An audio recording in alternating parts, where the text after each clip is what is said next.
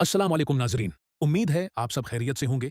आज हम बात करने वाले हैं ड्रामा ज़ब्त के आने वाले धमाकी खीज एपिसोड के बारे में, जहां रिश्तों की उलझने और छिपे हुए जज्बात कहानी को एक नए मोड़ पर ले जाएंगे।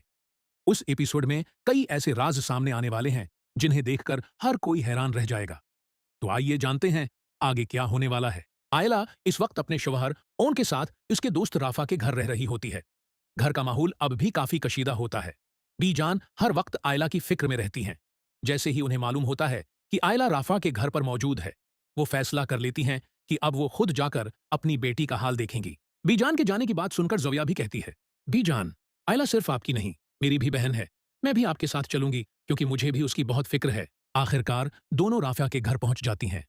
आयला अपनी बहन और बीजान को देखकर कुछ सुकून महसूस करती है। सब लोग ड्राइंग रूम में बैठकर बातें कर रहे होते हैं, लेकिन आयला के चेहरे पर उदासी साफ नजर आ रही होती है। वो ज्यादा कुछ नहीं बोलती और बार बार किसी गहरी सोच में खो जाती है। कुछ देर बाद जोया वहां से उठकर किचन की तरफ चली जाती है। उसे महसूस होता है कि उस वक्त आयला अकेले रहना चाहती है।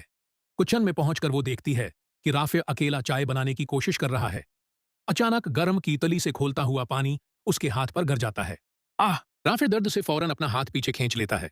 जोया घबराकर फौरन उसके पास पहुंचती है। आप ठीक तो हैं? आपको जरा सा भी अपना ख्याल नहीं है। देखिए, आपका हाथ कितनी बुरी तरह जल गया है। वो फौरन नील का ठंडा पानी खोलकर राफा का हाथ उसके नीचे रख देती है।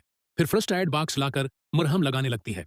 राफे मुस्कुराते हुए कहता है, इतनी फिक्र मत किया करें, बस मामूली सी चोट है। जोया हल्की नाराजी से जवाब देती है, आपके लिए मामूली होगी, लेकिन अगर जख्म बढ़ जाता तो? हर बात को मजाक में लेना अच्छी बात नहीं। राफा पहली बार महसूस करता है कि जोया की नाराजी के पीछे उसकी सच्ची फिक्र छिपी हुई है। दोनों चंद लम्हों के लिए एक दूसरे की आंखों में देखते रह जाते हैं। इतने में बाहर से बीजान की आवाज आती है और दोनों फौरन संभल जाते हैं। दूसरी तरफ ओन दौर से ये सब देख लेता है। उसके चेहरे पर हैरानी और सोच के आसार नुमाया हो जाते हैं। उसे पहली बार महसूस होता है कि शायद जोया और राफा के दरमियान सिर्फ दोस्ती ही नहीं, बल्कि कुछ और भी है। इधर आयला भी किचन की तरफ आती है और दोनों को एक साथ देखकर चंद लम्हों के लिए रख जाती है।